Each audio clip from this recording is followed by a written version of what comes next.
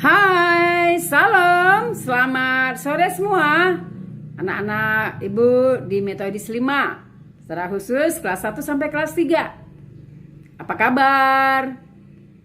Ya, Ibu Afrina yakin semuanya kamu dalam keadaan baik, sehat, dan tetap semangat ya. Kita akan mengikuti ibadah secara online yang biasa kita lakukan sekali dalam 2 minggu. Nah, anak-anak ibu sekalian, ibu yakin kamu semuanya sudah siap untuk mengikuti ibadah kita pada sore hari ini. Oke, kita akan memulai ibadah kita. Duduk yang manis, siapkan hatinya. Mari kita berdoa di dalam hati kita masing-masing. Kita berdoa.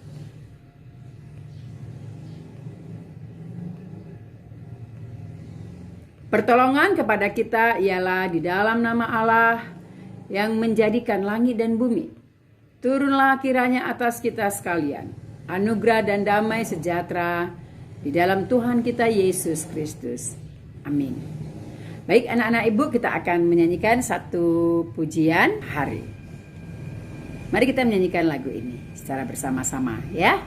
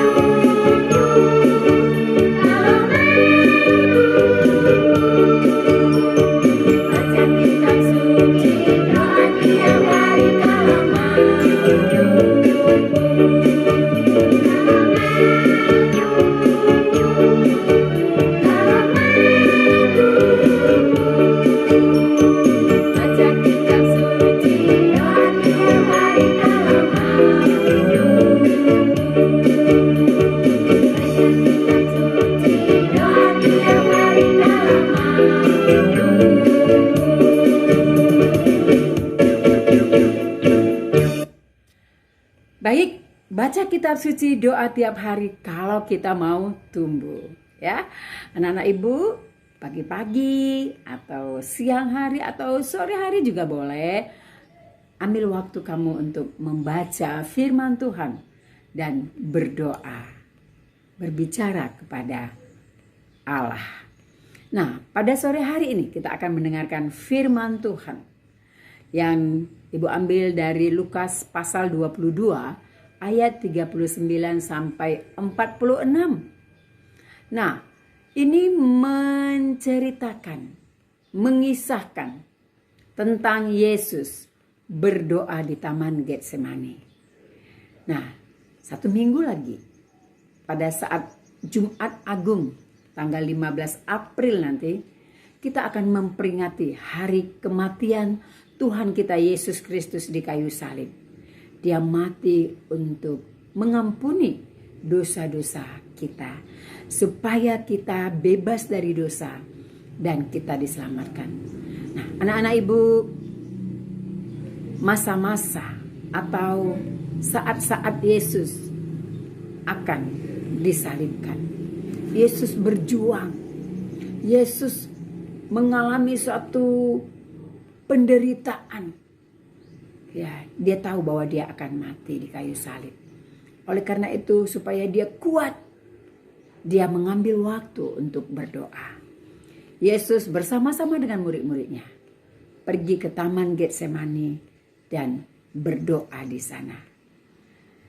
Nanti ibu akan jelaskan melalui slide yang akan ibu tayangkan pada saat ini. Mari kita mendengarkannya.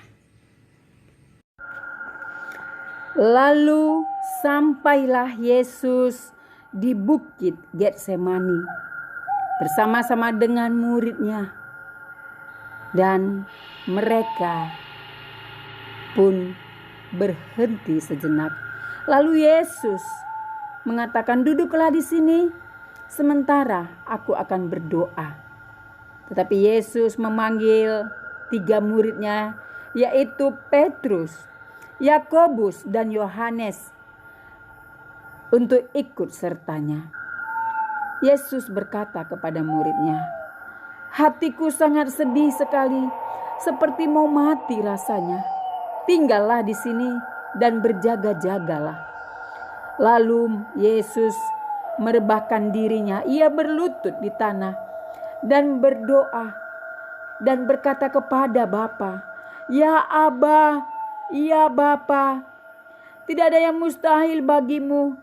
Bila mungkin biarlah cawan ini berlalu daripadaku. Tetapi janganlah apa yang aku kehendaki, melainkan apa yang Engkau kehendaki." Yesus mengatakan ini karena dia begitu tertekan, dia begitu menderita. Lalu dia bangkit dan menjumpai ketiga muridnya. Tetapi ketiga muridnya begitu tertidur dengan pulasnya.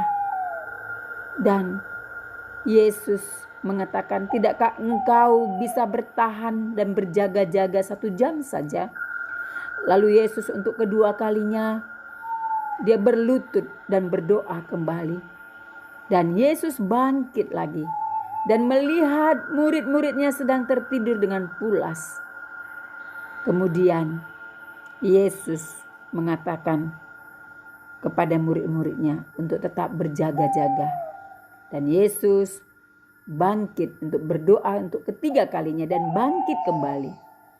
Dan Yesus mengatakan, "Bangunlah, marilah kita pergi dari sini. Simon, Yohanes, dan Yakobus, karena Dia yang menyerahkan aku sudah dekat." Anak-anak ibu, Yudas yang mengkhianati Yesus telah dekat dan mereka datang. Lalu Yudas mendekati Yesus dan dia memberi tanda kepada rombongan bahwa siapa yang aku cium itulah Yesus. Dan Yudas mencium pipi Yesus. Maka rombongan prajurit-prajurit yang membawa pedang dan pentung itu, mereka segera mendekati Yesus dan menangkap tangan Yesus. Tetapi seorang murid Yesus langsung menghunuskan pedangnya ke telinga prajurit itu, dan telinganya pun putus. Tetapi Yesus begitu baik, dia begitu mengasihi setiap manusia, sekalipun orang itu berbuat salah. Lalu dia mengambil telinga itu dan menempelkan kembali. Dan telinga itu pun menyatu di kepalanya. Kemudian rombongan itu menangkap Yesus, membawa Yesus, menggiring Yesus seperti anak domba yang dibawa kepada pembantaian. Yesus taat mengikuti apa yang telah dikehendaki Bapa, bahwa dia akan mati di kayu salib untuk menebus dosa-dosa kita. Ya, kita baru saja menyaksikan bagaimana Yesus berjuang untuk melawan penderitaan. Tetapi dia katakan, "Ya Bapa, biarlah kehendak-Mu jadi." Tuhan memberikan kekuatan kepada Yesus sehingga dia dapat menjalani masa-masa penderitaannya sampai Yesus mati di kayu salib. Nah, anak-anak ibu sekalian, apa yang mau kita belajar dari Yesus berdoa di Taman Getsemani? Jikalau kita menghadapi kesulitan, jikalau kamu menghadapi masalah, kamu bersedih, berbicaralah kepada Bapa di sorga. Sampaikanlah kepada Bapa di sorga segala kesulitan, segala masalah yang kamu hadapi. Percayalah anak-anak ibu, Dia akan menolong kita. Dia akan memberikan kekuatan kepada kamu, kepada ibu, dan kepada kita semuanya. Baik, anak-anak ibu sekalian, dari kisah Yesus berdoa di Taman Getsemani tadi, ada 2 pertanyaan Ibu Afrina. Yang pertama adalah, berapa kalikah Yesus berdoa di Taman Getsemani itu? Yang kedua, apa yang terjadi kepada Yesus setelah ia selesai berdoa? Baik anak-anak ibu, kamu jawab 2 pertanyaan ini dan kamu tuliskan di buku latihan kamu. Pada saat pelajaran agama di kelas, ibu akan memberikan nilai kepada kamu. Mari kita mengakhiri ibadah kita ini. Mari kita ambil sikap berdoa kembali.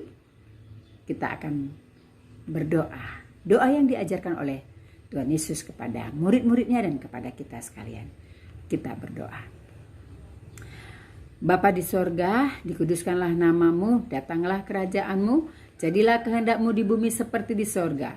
Berikanlah kami pada hari ini makanan kami yang secukupnya. Dan ampunilah kami akan kesalahan kami, seperti kami juga mengampuni orang yang bersalah kepada kami. Dan janganlah membawa kami ke dalam pencobaan, tetapi lepaskanlah kami daripada yang jahat, karena Engkau yang empunya kerajaan, dan kuasa, dan kemuliaan sampai selama-lamanya. Amin. Mari kita menyanyikan lagu Bapa Terima Kasih.